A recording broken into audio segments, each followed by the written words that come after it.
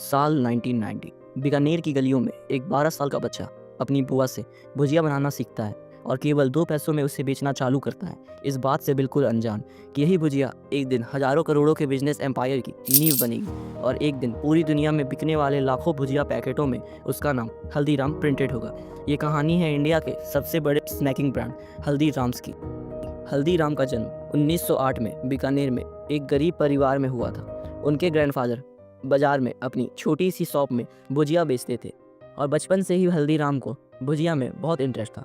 इसलिए सिर्फ 12 साल की उम्र में उन्होंने हर दिन घंटों मेहनत करके भुजिया मेकिंग प्रोसेस को मास्टर कर लिया और बहुत जल्द अपने ग्रैंडफादर की शॉप में रेगुलरली बैठने लगे। लेकिन वो अपने ग्रैंडफादर की तरह भुजिया से कुछ एक्स्ट्रा पैसे कमाकर सेटिस्फाइड नहीं थे। वो अपने बिजनेस को बढ़ाना चाहते थे। जो भुजिया बेच रहे थे वो बेसन से बनती थी, लेकिन उन्होंने देखा कि राजस्थान के लोग को मोठ की दाल बहुत पसंद है। वहाँ के लोग कई डिशेस में मोठ की दाल यूज़ करते थे, इसलिए हल्दीराम ने भी अपनी भुजिया को बेसन के साथ मोठ की दाल मिलाकर बनाना चालू कर दिया। उनकी ये नई भुजिया लोगों को काफ़ी डिलीशियस लगी और एक इंस्टेंट हिट बन गई। लेकिन वो यहाँ नहीं रुके। उन्होंने रियलाइज़ किया कि उनकी भुजिया अभी काफ़ी मोटी और सॉफ्ट है, लेकिन अगर वो इसे थिन और क्रिस्पी बना दे तो कस्टमर का एक्सपीरियंस काफ़ी सेटिस्फाइंग बन जाएगा। इसे अंजाम देने के लिए उन्हें सबसे पहले अपने बैटर को पतला बनाना था और साथ में एक ऐसा मेस चाहिए था जिसके होल एक स्टैंडर्ड मेस से छोटे हों ताकि उससे पतली भुजिया बन सके।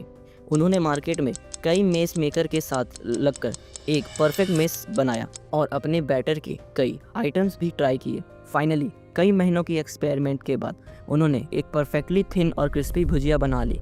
इस नई भुजिया से सेल्स को एक्सपोनेंशियल बढ़ा दिया, लेकिन हल्दीराम का इन्वेंशन केवल भुजिया तक सीमित नहीं था। टर्न्स आउट कि हल्दीराम सीक्रेटली एक ब्रांडिंग जीनियस भी थे। मार्केट में ऐसी कई और दुकानें थी जो भुजिया बेचती थी, लेकिन हल्दीराम चाहते थे कि कस्टमर के दिमाग में उनकी भुजिया की रेपुटेशन एक नॉर्मल भुजिया से कई गुना ज़्यादा हो। हल्दीराम को पता था कि महाराजा दंगर सिंह बीकानेर के सबसे पॉपुलर महाराजा रहे थे और लोग उन्हें बहुत रिस्पेक्ट करते थे। इसीलिए हल्दीराम ने अपनी भुजिया का नाम महाराजा दंगर सिंह के नाम पर दंगर सेव रखा।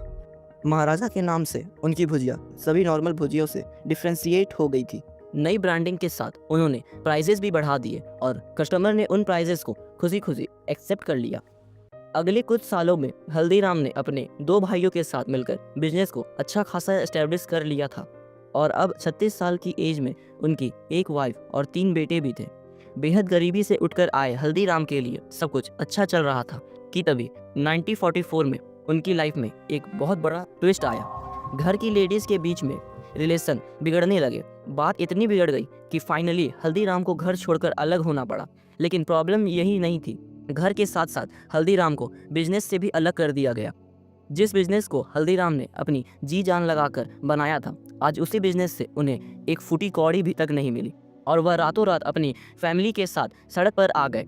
लेकिन जिम्मेदारियों के चलते उनके पास इमोशनल होने का कोई टाइम नहीं था। हल्दीराम ने जल्द से जल्द अपने आप को संभाला और काम ढूंढने लगे। एक दिन मार्केट में ढूंढते वक्त किसी ने उनका नाम पुकारा। जब हल्दीराम ने मुड़कर देखा तो पीछे उनका एक बचपन का दोस्त खड़ा था। उनका यह दोस्त कई सालों बाद बीकानेर लौटा था। हल्दीराम ने उसे अपनी सिचुएशन के बारे में सब कुछ बताया। सालों पहले हल्दीराम ने अपने इस दोस्त को 200 रुपए दिए थे। अब उसी दोस्त ने हल्दीराम को 100 रुपए लौटा दिए और वही 100 रुपए हल्दीराम के लिए एक लाइफलाइन साबित हुई। सबसे पहले तो उन्होंने अपनी फैमिली के लिए एक छोटा सा घर रेंट पर लिया और फिर बिजनेस आइडिया सोचने लगे। उनकी वाइफ चंपा देवी काफ़ी डिलीशियस मूंग दाल बनाती थी और बीकानेर के लोगों के लिए मूंग दाल एक स्टेपल डिश था। फिर उन्होंने मूंग दाल का बिजनेस करने का फैसला लिया। उन्होंने बचे हुए पैसे से मूंग दाल स्पाइसेस और बाकी आइटम खरीदे और एक काम चलाओ किचन भी सेटअप कर लिया। वो दोनों अर्ली मॉर्निंग उठकर मूंग दाल प्रिपेयर करते और फिर हल्दीराम पूरे दिन मार्केट में घूम घूम कर लोकल वर्कर और ऑफिस गोयर को बेचने लगे। कुछ ही टाइम में उन्होंने मूंग दाल के साथ अपने ओरिजिनल पैशन यानी भुजिया भी बेचना शुरू कर दिया। हार्ड वर्क, टेस्ट और क्वालिटी के चलते उनका एक लॉयल कस्टमर बेस बन गया और कुछ ही टाइम में उन्होंने एक छोटी सी शॉप रेंट पे लेने के पैसे जमा कर लिए। शॉप खुलने के कुछ ही समय में मार्केट में बात फैल गई कि हल्दीराम और उनकी दंगर सेव अब वापस आ चुके हैं। उनकी दुकान में लोगों की लाइन लगने लगी और देखते ही देखते हल्दीराम फिर से लोकल। अगले कुछ सालों में हल्दीराम ने केवल इसी दुकान को ग्रो करने में पूरा फोकस किया, लेकिन फिर सन 1950 में कुछ ऐसा हुआ जो उनके लिए एक बहुत बड़ा टर्निंग पॉइंट साबित हुआ। हल्दीराम अपने दोस्त की बेटी की शादी में कोलकाता गए थे। वहाँ उन्होंने सभी मेहमानों के लिए भुजिया बनाई और जब उन्होंने भुजिया खाने के बाद मेहमानों का रिएक्शन देखा तो वो काफ़ी सरप्राइज हो गए थे। उन लोगों को भुजिया इतनी पसंद आ रही थी कि वो तारीफ तो कर ही रहे थे और साथ में हल्दीराम को बल्क ऑर्डर्स भी दे रहे थे।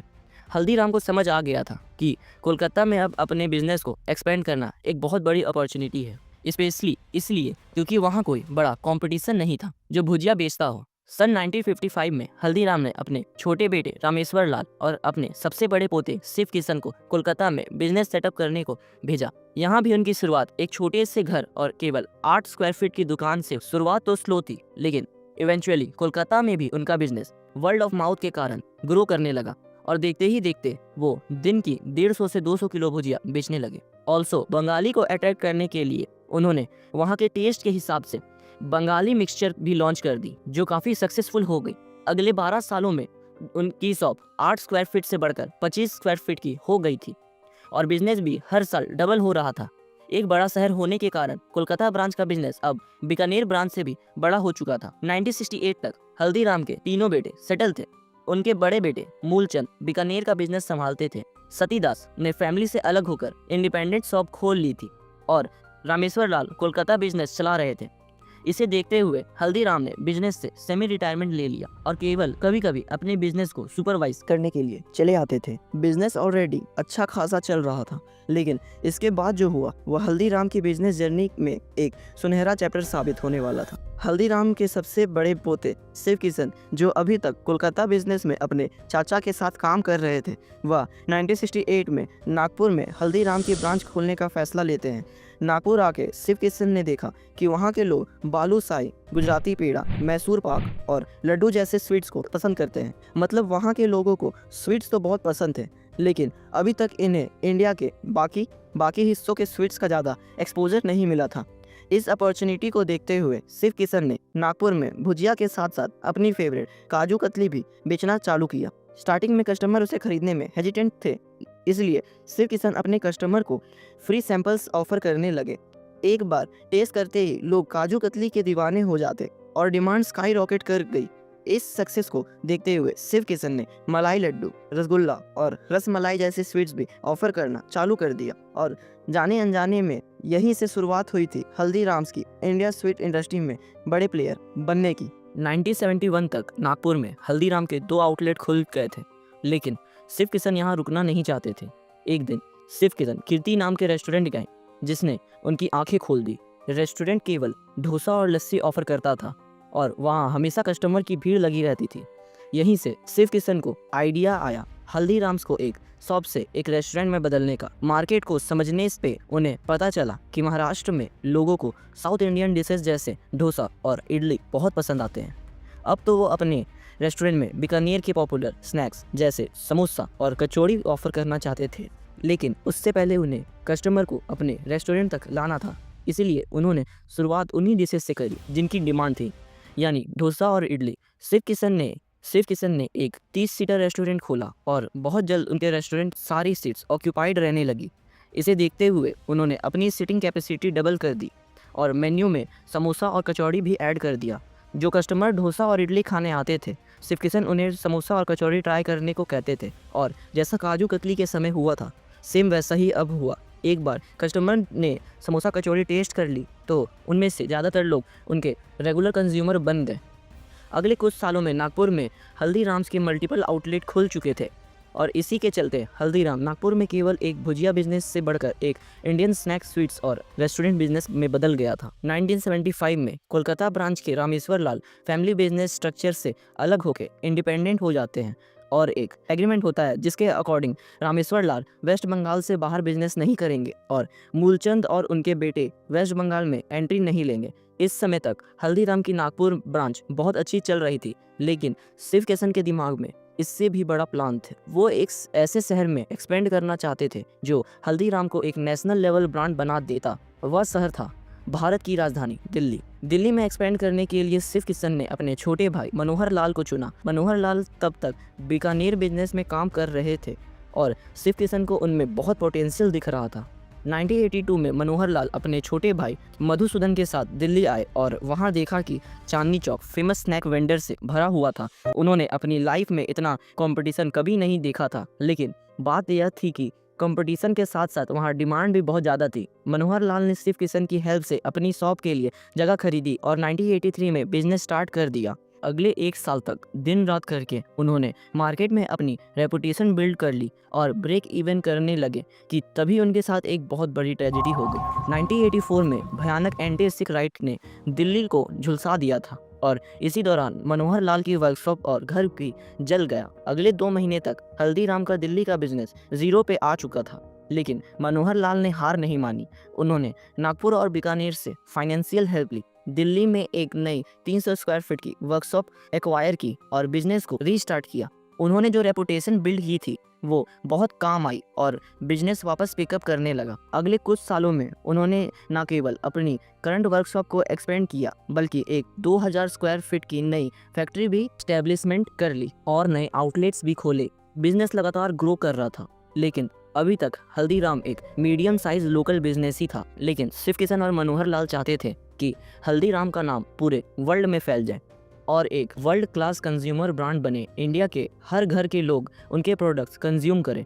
उन्होंने देखा कि लिबरलाइजेशन के बाद पेप्सिको, नेस्ले, केलॉग्स ने कन्वीनियंस प्रोडक्ट बेचने चालू कर दिए हैं, basically ready to eat foods. लेकिन हल्दीराम ने यहाँ एक बहुत बड़ा गैप स्पॉट किया। ये सभी फॉरेन ब्रांड्स इंडियन को फॉरेन फूड प्रोवाइड कराने के लिए करोड़ों रुपए खर्च कर रहे हैं, लेकिन उस समय कोई भी ब्रांड इंडियन स्नैक को लॉन्ग शेल्फ लाइफ वाली पैकेजिंग में नहीं बेच रहा था। इसी अपॉर्चुनिटी को देखते हुए हल्दीराम ने सबसे पहले अपनी बीकानेरी भुजिया और आलू भुजिया जैसे प्रोडक्ट को नाइट्रोजन पैकेजिंग में बेचना चालू किया, जिससे इनके सेल्फ लाइफ कुछ दिनों से बढ़कर कुछ महीनों तक पहुंच गए।